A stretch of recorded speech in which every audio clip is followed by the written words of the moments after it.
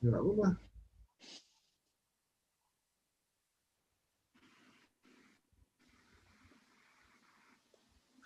Hello, can you hear me? Can I have a reaction from our participants in the chat that everything is okay?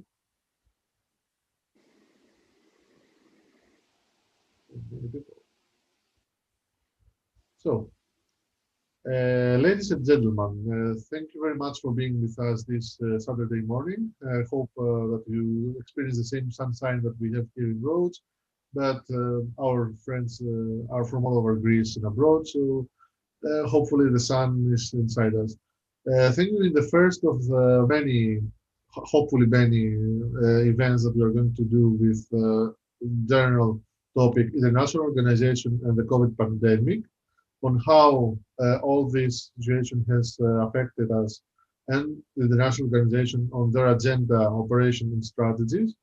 And we are very likely to have with us Mrs. Despina Inoue from NATO to speak on NATO in this very first and launching this series of events. Before we start with the normal thing, I would like to give the floor to Mr. Professor Miltiadis Ariganidis, the head of our scientific committee, for a short salutation. Mr. Ariganidis, you have the floor. Michalis, thank you very much. Obviously, it is some kind of a privilege being the head of the scientific committee. So that means that I do have the privilege to salute the participants, say a few things concerning this topical event, and of course, welcome Mrs. Afendouli and thank her for her participation to this first edition of the series that are inaugurated by the House of Europe in Rhodes.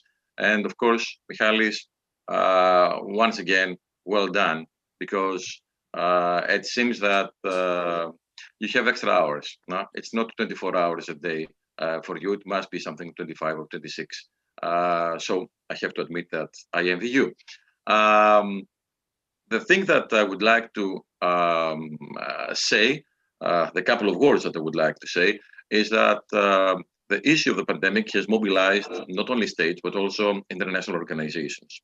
And it is not only the issue as such, it is not only the fact that, of course, the World Health Organization was mobilized in order to deal with this global pandemic, but it is also the effects. It is also the consequences that are that severe that states cannot alone face them. And that means that we need a great deal of cooperation between states, and the most suitable frame for this kind of cooperation is, of course, international organizations. So these kind of forums are used for an institutionalized way of response against the global pandemic, and that's why you have seen a wide range of organizations mobilized, such as, well, take for example the European Union and the organs of the European Union that are involved in this fight against COVID, and of course in the fight of trying to help the whole research for the vaccine. It is not only the European Commission, it is also the European Bank for Reconstruction and Development. It is a multiplicity of organs that actually fight not only for the vaccine, but also for the severe consequences in terms, excuse me, on the grounds of economy and so on. Of course, it is the United Nations. The interesting thing is NATO and what NATO can do, or actually what kind of initiatives NATO can take upon in order to deal with COVID. And of course, Mrs. Afendouli is here to provide for us here thorough understanding from her position concerning the role of NATO in the fight against pandemics. I could make scenarios, but these scenarios are, the kind of scenarios that we in the scientific committee and the students who participate in Rhodes MRC actually make when it comes to the decisions of Rhodes MRC. So we can say that, yeah, we can imagine terrorists trying to destroy the vaccines, for example, and so on. But I don't think that NATO is here in order to combat or to face terrorists that are trying to destroy the vaccine or something like this. So with this saying, which is of course something that is fictional, I give the floor back to Michalis. Once again, I welcome you. And I hope that this series of editions concerning international organizations and the global pandemic, COVID-19, will be as successful as other initiatives taken by Michalis and the House of Europe in Rhodes. Thank you very much. Thank you, Mr. Afeduli. Thank you also for your kind words. It's not about having extra hours, but having good colleagues and good partners in the crime of Rhodes MRC and all this. So thank you all that you have been working in the shadows all these days. We have with us also Erató Fesatidou, Terpsithea Papanikolaou, and Ioannis Aslanidis on behalf of the Secretariat. They will be joining the conversation later. And of course, before I give the floor to Erató Fesatidou for just a brief on behalf of the Secretariat, I would like to remind you that if you have any comments or questions for Mrs. Afeduli and the rest of us, you can use either the chat room or the Q&A module on Zoom. For the ones that are actually watching from the House of Europe channel in YouTube, you can also use the chat room there. So if you have any questions, feel free to submit them directly on the Q&A or the chat room, and we respond later in the conversation. Mrs. Fesatidou, Your Excellency. Thank you very much, Honourable Head of the Organizing Committee of Rhodes MRC, Mr. Kavoukilis, Honourable Mrs. Afendouli, Honourable Professor Sarianidis, dear guests. My name is Erató Fesatidou, and on behalf of all the members of the Secretariat for Rhodes Model Regional Cooperation 2021, it is actually a great pleasure joining you all at this very wonderful webinar. As a matter of fact, I believe that most of us joining today are members of a model that simulates regional and international organizations. Therefore, it is of great importance for us to comprehend how the global COVID-19 pandemic interfered with the role, the responsibility, and the action of such organizations. So I wholeheartedly thank our two distinguished speakers for today for taking the time to guide us upon such an important, now more than ever, matter. And I really, really hope that we will manage to put our knowledge in action when simulating our committees in October 2021, hopefully at a live conference in beautiful Rhodes. So with no further ado, I will give the floor back to you, Mr. Kavoukilis. And thank you once again for reassuring to all of us today a much productive Saturday morning in quarantine than the usual one. Thank you, Mrs. Fesatidou. And now we're going to present our esteemed guest, Mrs. Despina Afendouli. Despina Afendouli currently serves as Program Manager at NATO Public Division. Her portfolio includes strategic engagement with Greece, Italy, Portugal, and Spain, as well as the Eastern Partner countries. She is also part of the team of NATO 2030, the flagship project launched by the Secretary General. Her main tasks include the elaboration and implementation of the organization's communication strategy towards the areas under her responsibility: public diplomacy activities, campaigns, high-level meetings, capacity building towards implementing reforms, networking with civil society organizations, and monitoring public opinion trends. Before joining NATO, from 1986 to 2001, Mrs. Afendouli had extensive experience as foreign and European affairs editor, working for leading media outlets such as Kathimerini, Daily, the Athens News Agency, Star TV, Sky Radio, and the Economist Intelligence Unit.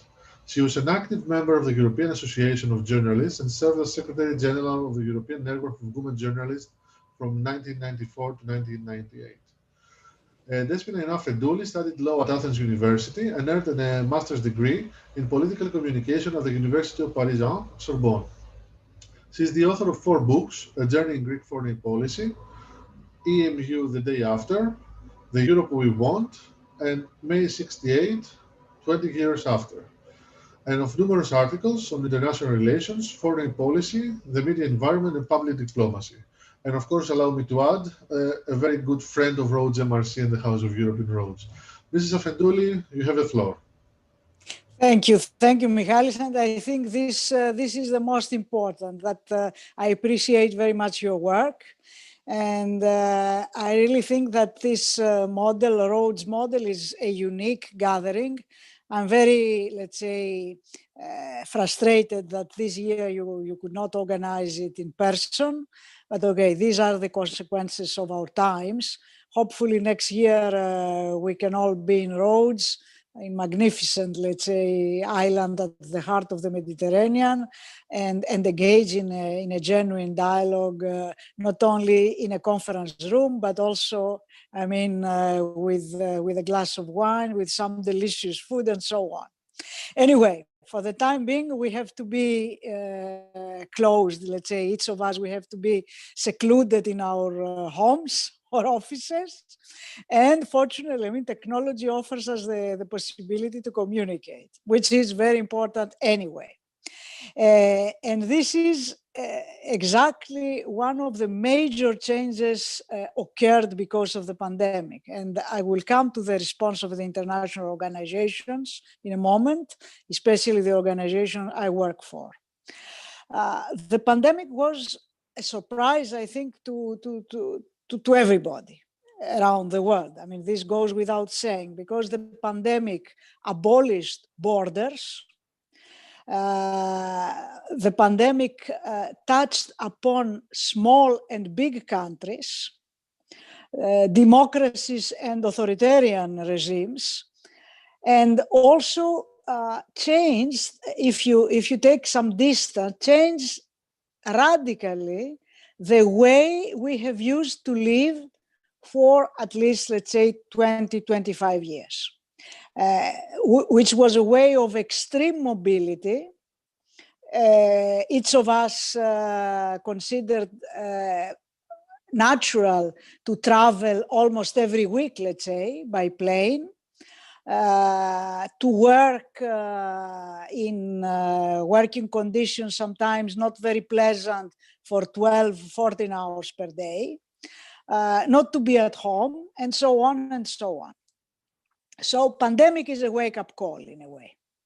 I'm not entering, into the origins. I'm not a scientist. I am an international relations and communication specialist. So I leave to the scientists to tell us the origins of the pandemic. The consequences, unfortunately, are very present to all of us.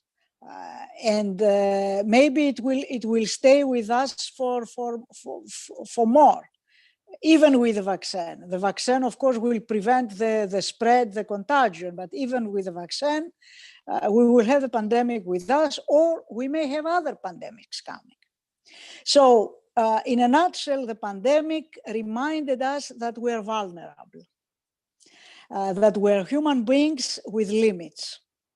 And why I'm saying this, I'm not going to deliver a psychology lecture here, but on the other hand, the international organizations that we all know, UN, European Union, NATO, North Atlantic Alliance, the international organizations have as quintessential goal to prevent vulnerability for their members.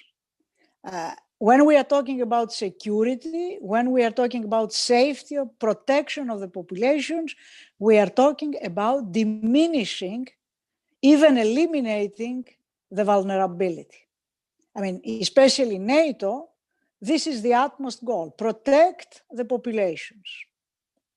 Now, if you ask me, because I cannot speak for EU or United Nations, if you ask me what NATO did or continues doing for the pandemic, I would say that NATO is doing a lot of support to member states regarding humanitarian assistance. European Union, I think they have more responsibilities for public health. And this is, if you ask me, the difference. I would be happy then to discuss it further with our friends that are present to the webinar. European Union, its structure has a health division, let's say, and also, I mean, the head of this division, the Commissioner for Public Health, is the Cypriot Commissioner, Mr. Stella Kyriakidis. So the European Union had a responsibility for the health of the citizens. NATO has a responsibility for the overall security of the citizens, but of course not for medical issues. Nevertheless, we organized a big number of deployments to member countries to deliver practically humanitarian assistance and medical material. But I would not think that it would be, for our discussion, useful to stick on the practical aspects, because we have, I can imagine, we have in our audience students that are interested in international relations or political science or governance. I think that we have to examine the impact of the pandemic, not the direct impact, okay? Because the direct impact is that many people fall sick. But the impact on how we view the international environment, also when it comes to security. And I would say that, now focusing on NATO. NATO is an organization of 30 members, having as primary goal to protect militarily if there is need. I mean, if there is an attack against one member, NATO immediately should intervene to protect the member state. Also, NATO has, of course, the political decision making, where all member states decide together what they are threatened of. I mean, there is a commonality of threats. Territorial invasion, Russia, now China, but we are still discussing along the lines of the post-Cold War era. So when we are talking security, if you make a poll, let's say, or a survey, I think most of the people have in mind security as territorial defense. They view security through the defense of our territories, married also not only land, but air and also sea boundaries. This is, I mean, our main reaction if you ask somebody what is security, what is defense. But here, the pandemic brings to the table security issues that are not tangible or are not visible in a way, that of course existed before the pandemic, but they abruptly are projected as real security issues. Take, for example, the technology aspects. Here, all the conversation, the universal conversation, is turning online. So we need technology to communicate. We need technology to negotiate for diplomacy.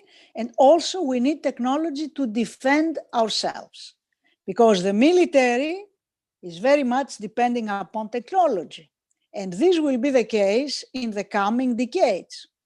So, do we know how to handle diplomacy?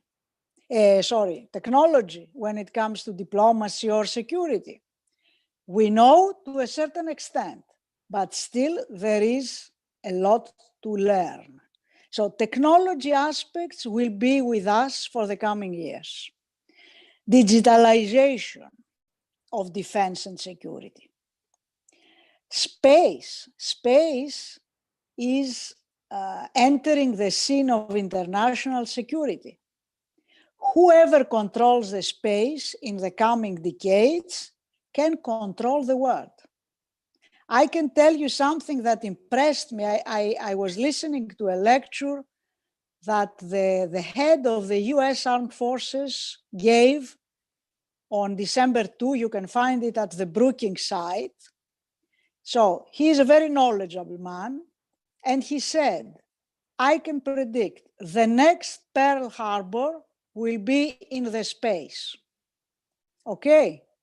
This is a statement that I'm telling you, it impressed me. Because, and it's very real. Because whoever controls the space can control also the Earth. And if you put technology on the table and you compare who detains the technological tools, for the time being, it is US.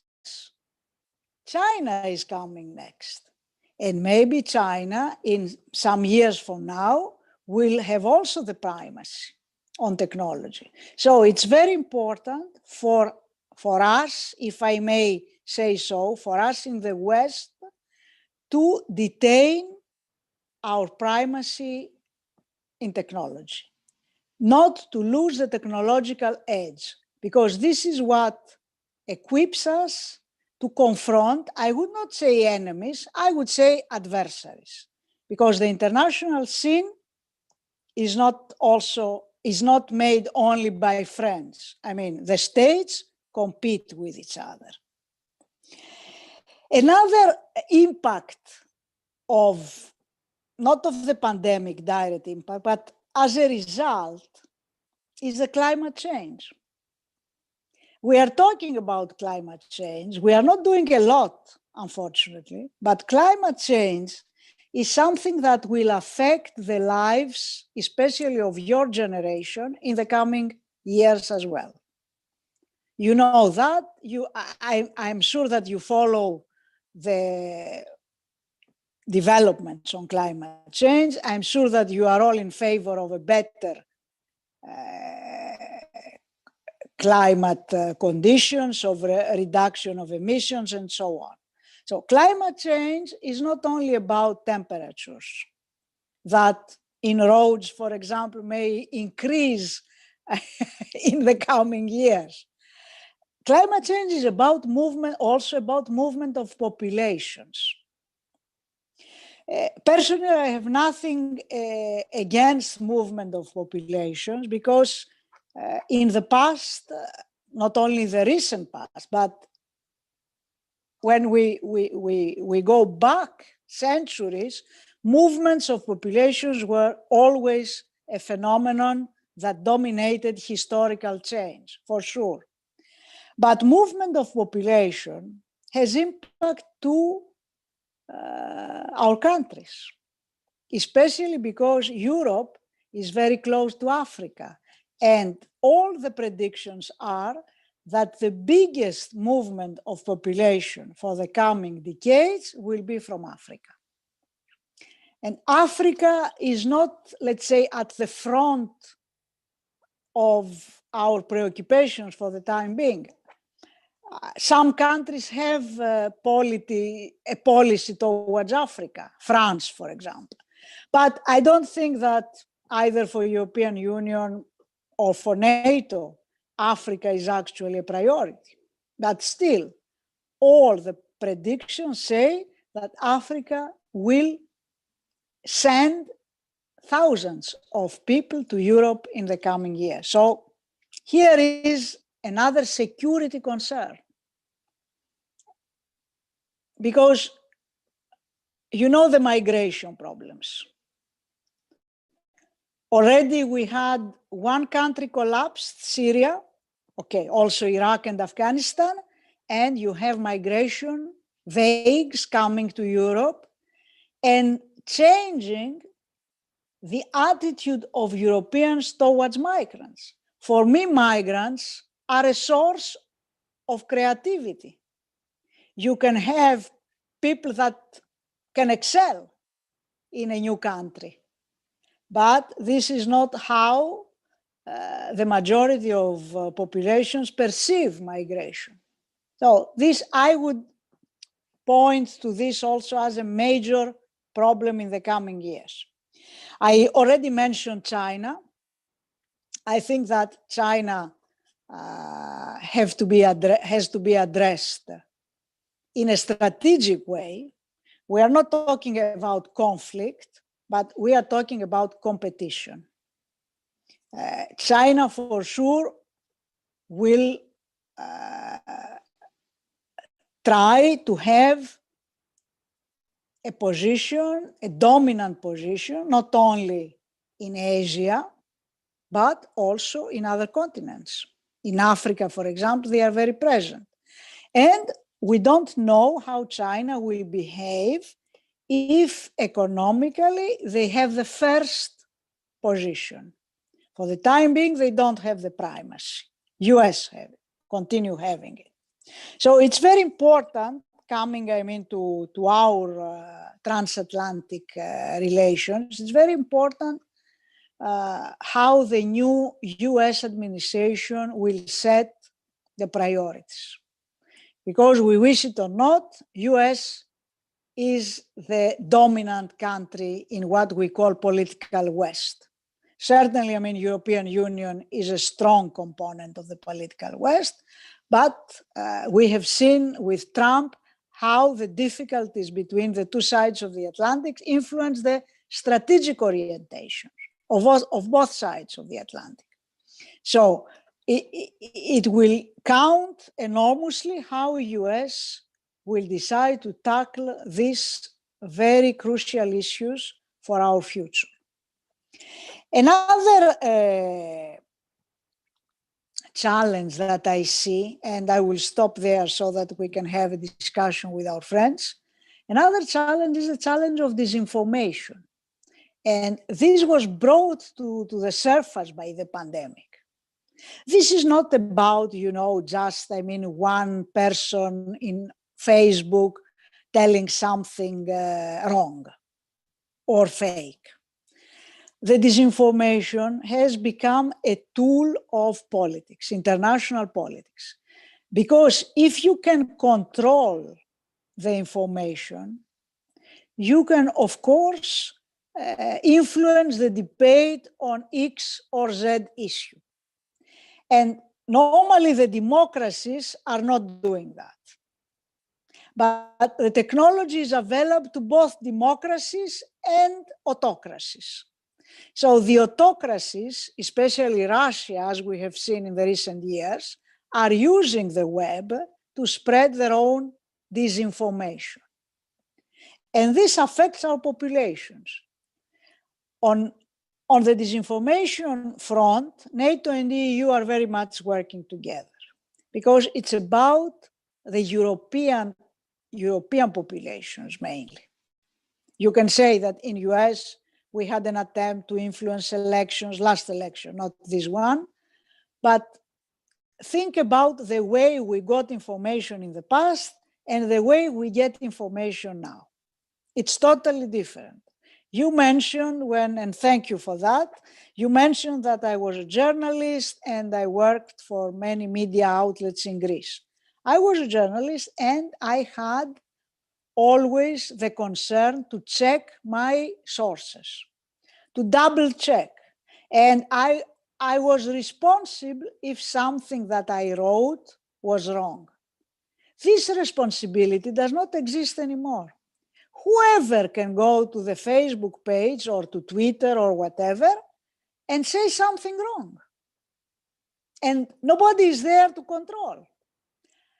Personally, I'm not very much in favor of controlling the information.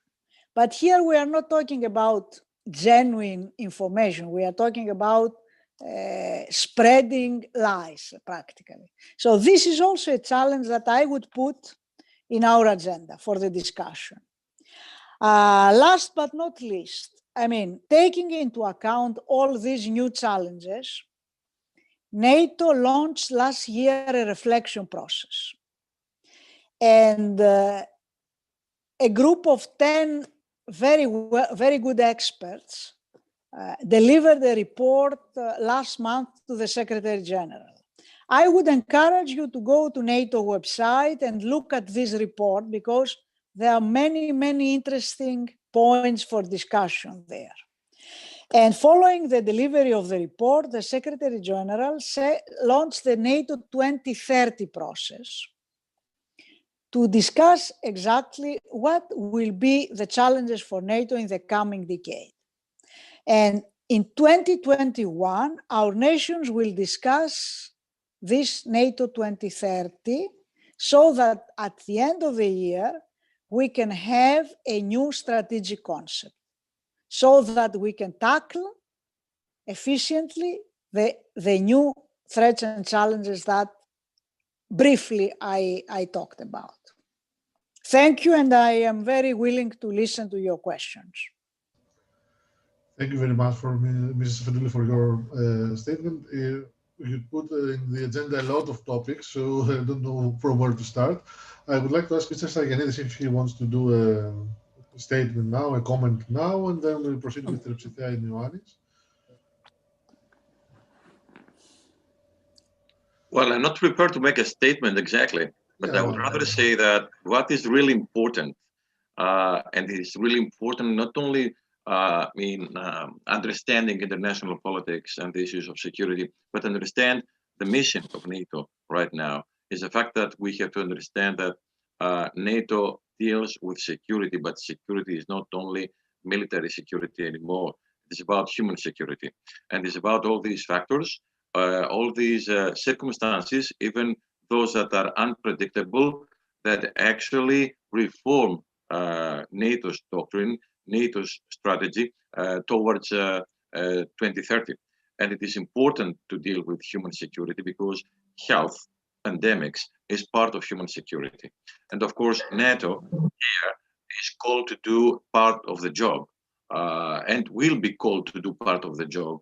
To give you one dimension, in order to secure global health, in order to counter and eliminate the pandemic, we should provide for vaccination for all population, not only in Europe or the United States or let us say the most privileged places, the most privileged places around the world, but also Africa, who is going to take upon this, let us say, huge mission to provide for vaccination for population. States in Africa that cannot actually provide the fundamental, the basic, to meet the basic human needs. I believe that there's going to be a kind of a call for help, either from the European Union or NATO, of course, that are going to, set up kind of missions that will enable governments in Africa, for example, to conduct these large-scale vaccinations for their population. So I believe that in the future, we're going to see a wider and more deep involvement of NATO, not only NATO, but now that we're talking about NATO, of NATO in this kind of missions. And this is really important. Thank you, Mr. Sargianidis. Nicolau, your comment if you want. Thank you very much, Mr. Kavuklis. Mr. Safedouli, thank you very much for your very inspiring comments and your speech. I think you gave us a very comprehensive general image regarding the challenges that the COVID-19 pandemic will present in the future for international organizations in general, and more specifically for the NATO and the EU. What is my personal concern is that we hear from the media that scientists predict that in the future we will have more and more pandemics and epidemics that may be caused due to a variety of factors. So what we experience today will in a very large likelihood be experienced also in the future. And so this presents a lot of challenges. I mean, we currently view a competition between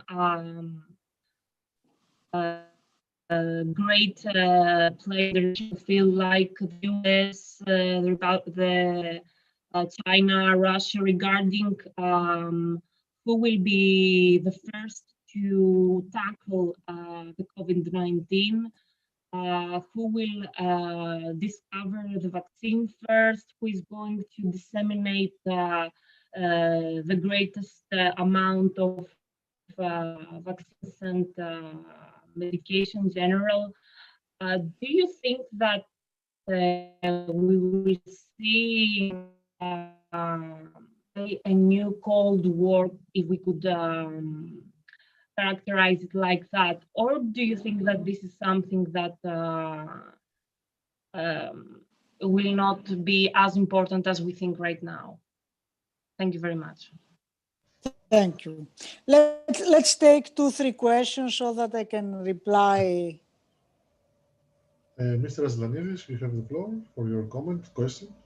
Thank you very much, and greetings from me as well. Ms. Afendouli, it was a pleasure. Thank you for being here today. And Ms. Kavuklis and Ms. Arianidis, thank you for organizing this discussion. You have already explained to us the many aspects of the international agenda and the concerns and the new challenges that arise internationally. My concern is mainly regarding a phenomenon that we have detected from the first wave of the pandemic, which was the fact that many nations made their priority to take policies on a national level and not so much on an international level. So we have seen that this solidarity among the nations, and especially the European Union nations that should be united, tended to close their borders and not provide an external help at the first wave, especially when was an explosion of the pandemic and we were not very ready. How does this affect organizations like NATO and their plan and their programs that they were already functioning? And what does it say for our future cooperation? Yeah, thank you. You want to reply in the first comments?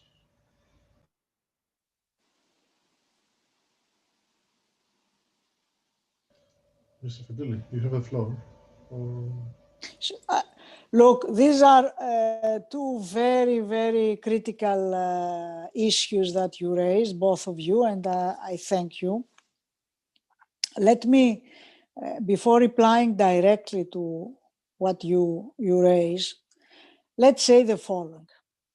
The pandemic caught everybody by surprise. I mean, even China, in China, it is a regime that can control population. Even there, they were caught by surprise. US is a good example for bad coordination on the pandemic. And we are talking about one of the more powerful countries in the world. European Union, you are right, we had national responses. But this is why I underlined that we will need in the future a better common approach, which actually, I have no problem to be very frank, does not exist. So we have national responses for an international phenomenon. If we are talking about NATO, I said that NATO is not the organization dealing with health issues. We have the capacity to help humanitarian assistance, but NATO is not, let's say, a medical organization or a health protection organization. We provided assistance to deliver to our populations, member states, medical material. And we did it successfully because NATO, this is the key issue about NATO. NATO has the means to do it. I mean, we have 30 nations with a lot of military capabilities, planes, armies, and so on. And NATO still is the only organization in the world that has these capabilities. But when we come to a forward-looking approach about pandemics, because you correctly said that pandemics are there to stay, maybe because of climate change as well. We don't know yet, but there were some theories about that. So if the pandemics are here to stay, or the consequences of climate change, we need a different international response. And I cannot see other organizations than the United Nations taking this initiative. Unfortunately, the United Nations is also an organization, I would say with all respect, in crisis. And I'm not going to enter into the details because I don't know but there is a debate about the reform of the United Nations.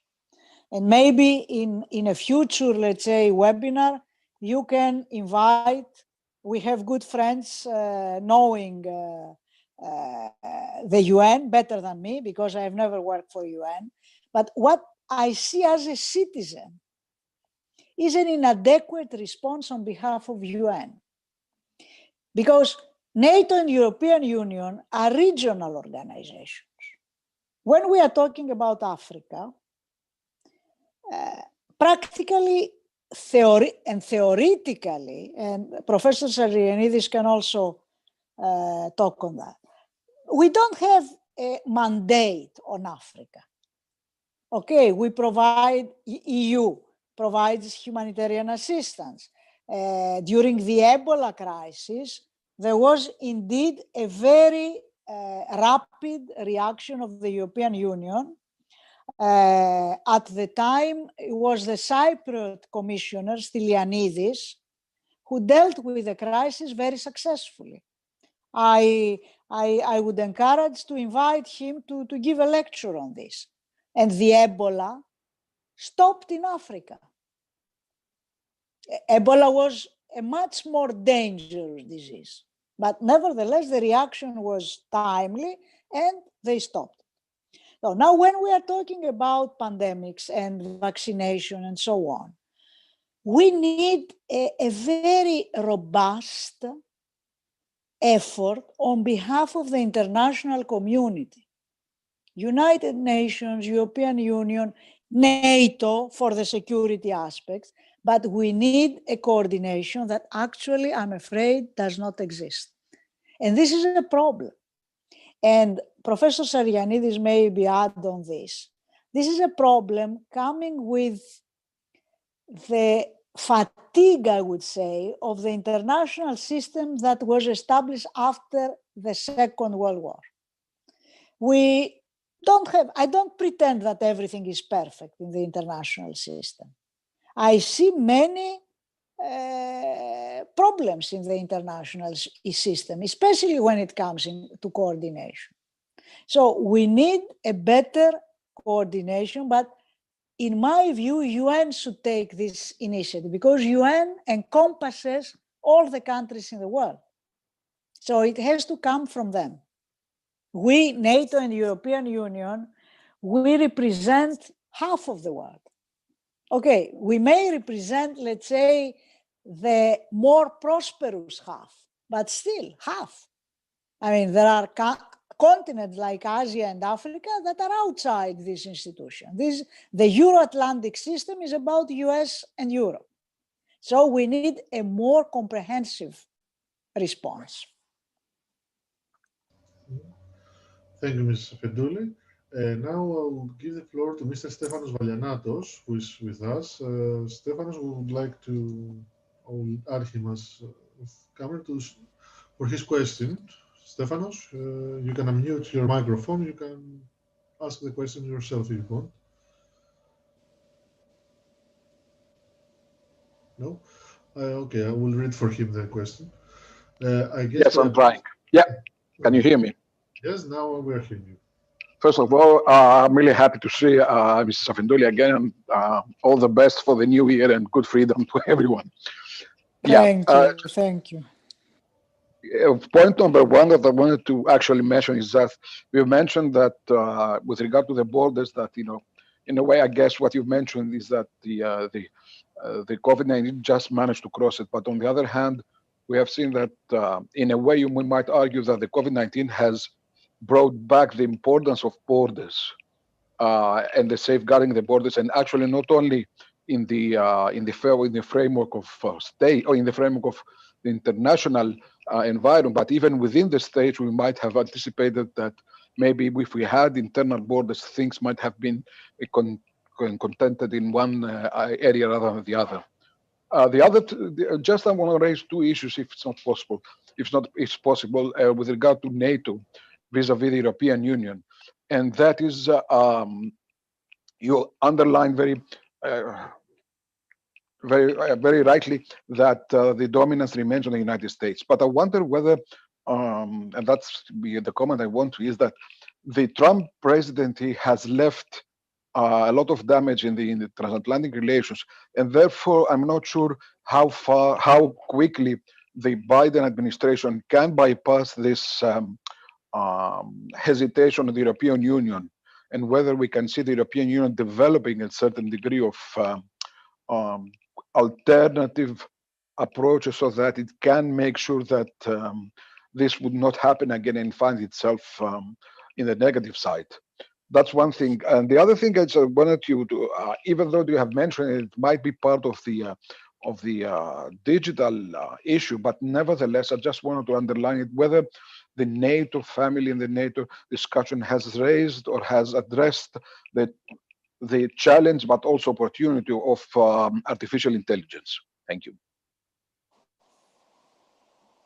Yeah, thank you, Stefanos, and also my best wishes for New Year. Well, very, very, very important issues you raise. Let me start with the NATO European Union. This is a discussion that is going, and US, Europe.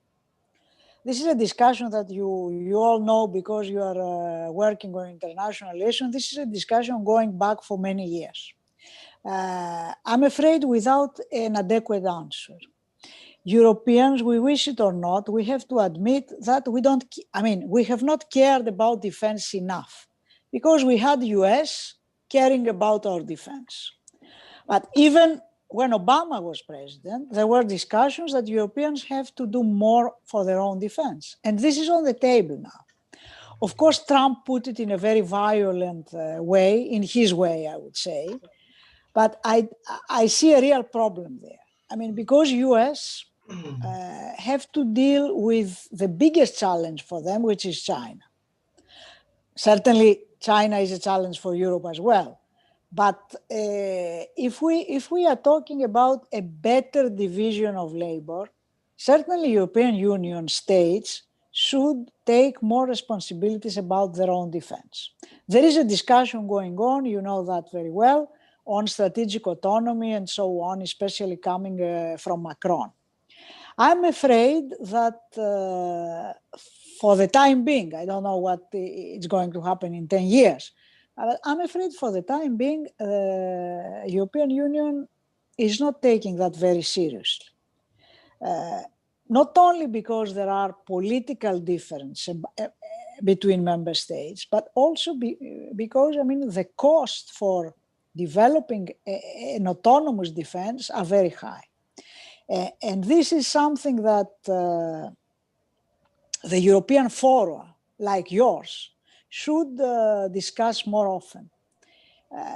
We will end up inevitably to another division of labor. If US turns their focus on Asia, we will have to protect our territories and our area, let's say, of responsibility in a more efficient way. I will take the example of the Mediterranean. For the time being, US is very present in the Mediterranean, especially now in our country as well, with Suda base and other installations. But Mediterranean is becoming a theater of challenges, I would say, also of threats, as I mentioned, because of Africa or because of the instability in the Middle East. So Mediterranean is a European sea, totally European sea from the antiquity. So we have to know how to defend our territories and our populations. But this, I'm afraid, requires a lot of effort and especially a lot of money. And this discussion, it's very, very premature now in the European Union.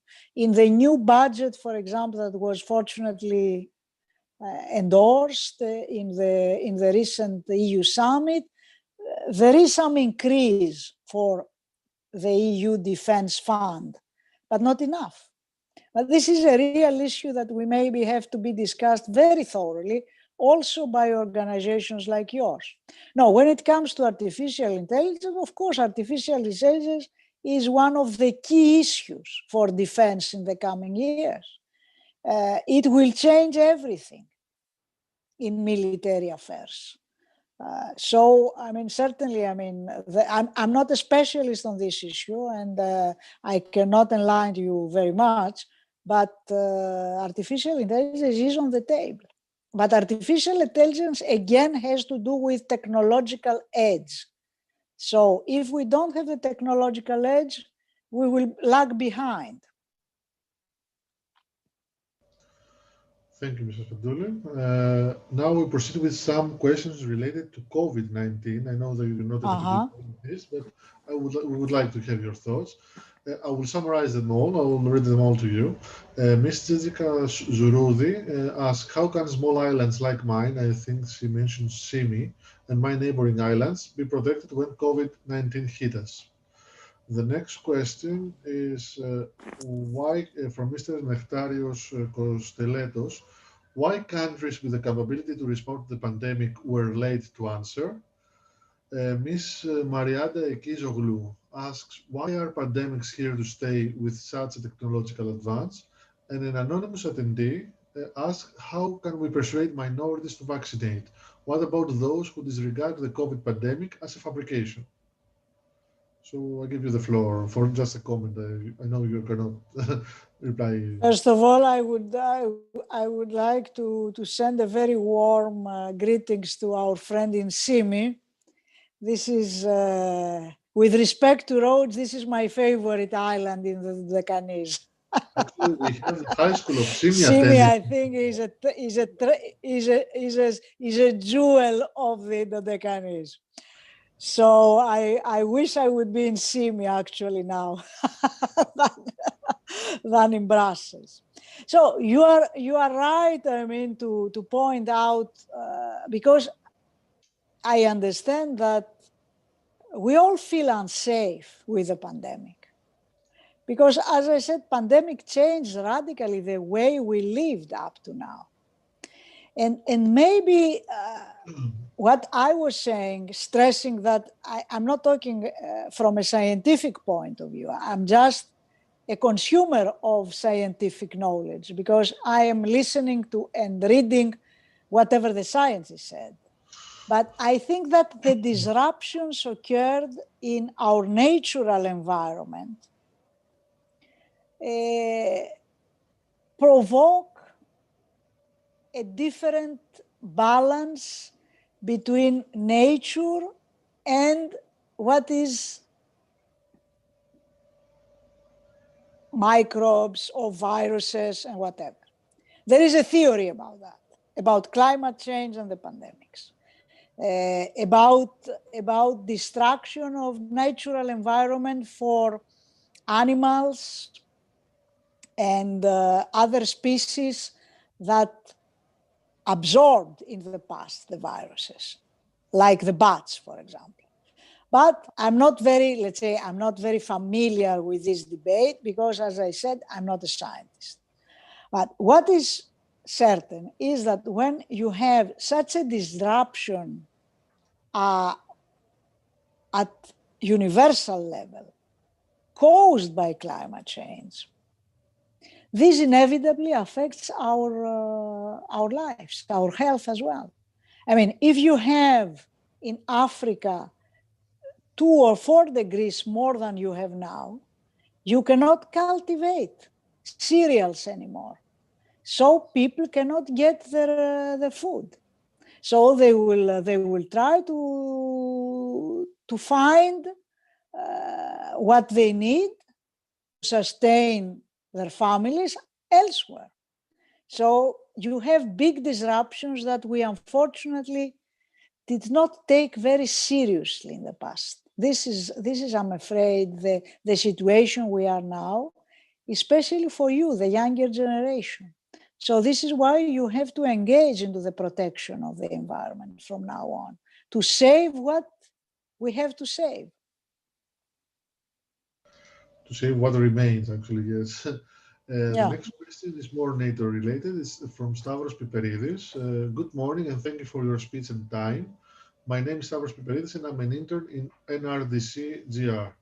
Can you tell us if NATO is more aware now for biosecurity scenarios in if they have been exercised in any military exercises, such as the ones EFP carries out? Is NATO Sorry, concerned? Michalis, I cannot hear you very well. Could you repeat, please, the question? Well, can you tell us if NATO is more aware now for biosecurity scenarios and if they have been exercised in any military exercises, such as the ones EFP carries out? Is NATO concerned about the effects that this virus had on countries' defense capabilities, like readiness or reduced personnel? And is there a future plan on how this should be addressed? Lessons learned by the pandemic?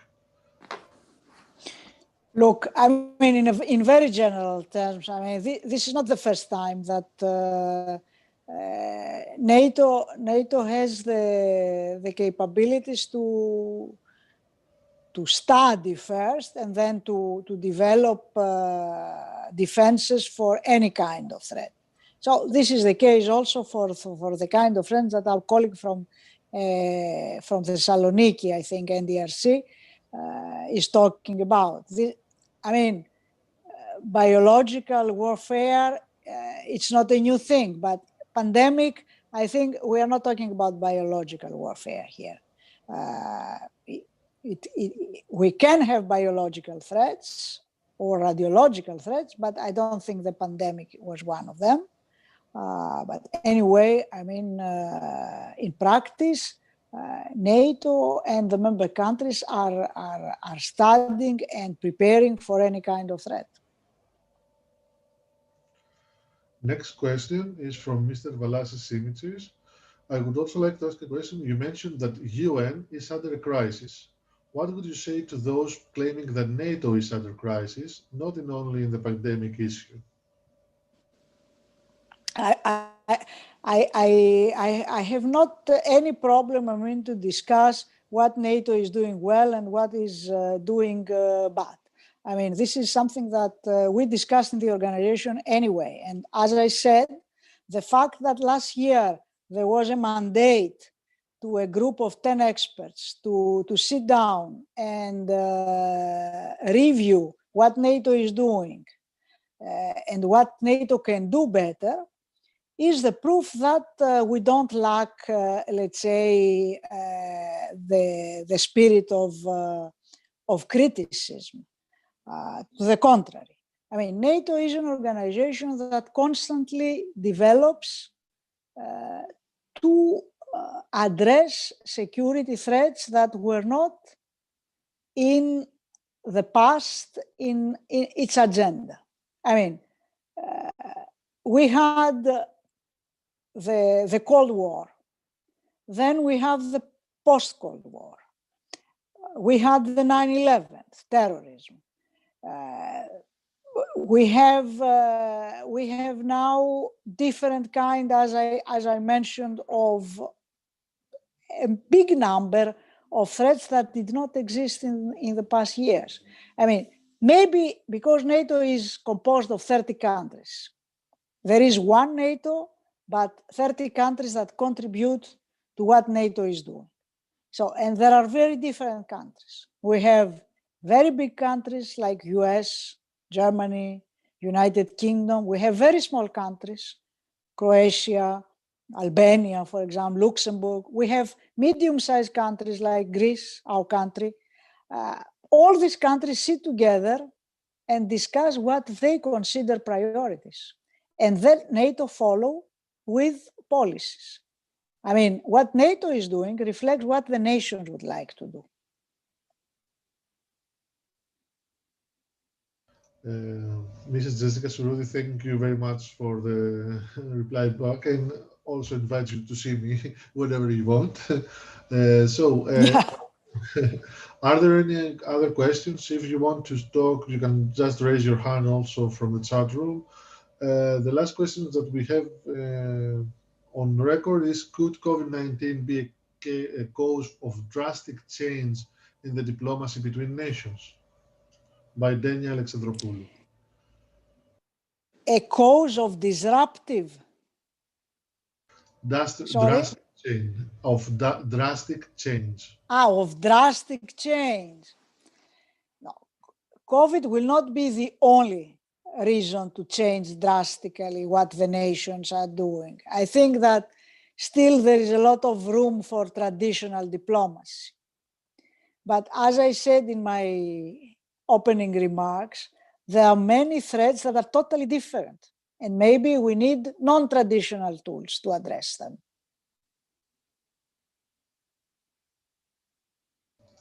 So we have reached the 1 hour mark that we have set for our event. I see no other questions from our attendees.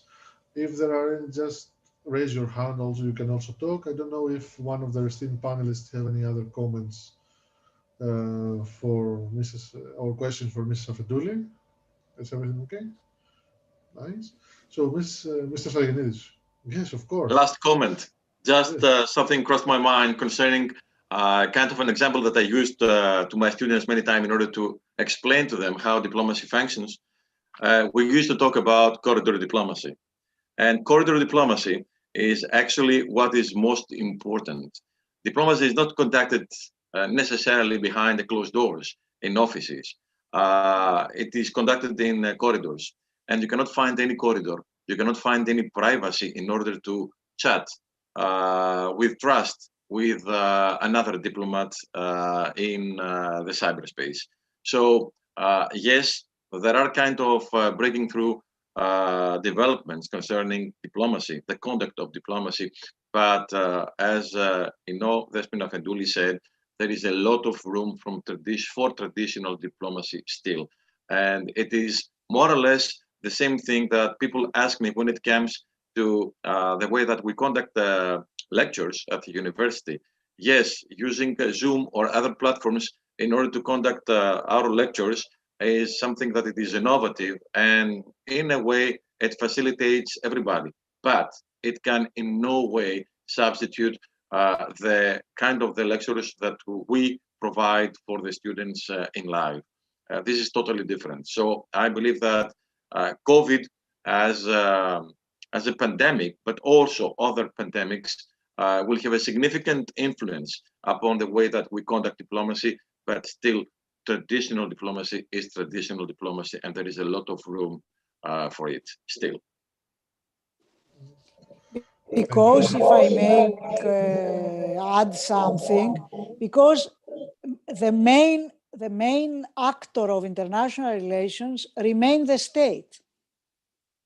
Despite what we have said about non-governmental organizations, non-state actors, we still have the states as main actors of international relations.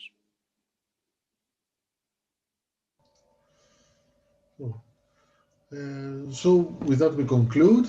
I would like very much to thank you all for your attending this first event. First of all and outmost, Mrs. Afedouli for launching these events. We're preparing already the next ones, so it could be you, BSEC, UN, I just might say for the future. We'll announce dates as soon as we have them. Mr. Afedouli, thank you very much for being with us. We certainly hope to see you again earlier, of course, online in another capacity, another event of Rhodes MRC or the House of Europe, but for sure in next October and November in Rhodes, and hopefully in Sydney also. That is a challenge that we can make happen possibly instead of Lindos. Who knows? And thank you all very much. Thank you and Thank you, and holiday season. happy New Year. Merry Christmas and Happy New Year. Thank you all. Best wishes for everybody for the new year. Yeah, bye-bye. Thank you very much. Bye-bye. Take care. Bye. And be safe. Stay safe. Of course. Till next time. Thank you Bye. all. Merry Christmas. Happy New Year. Thank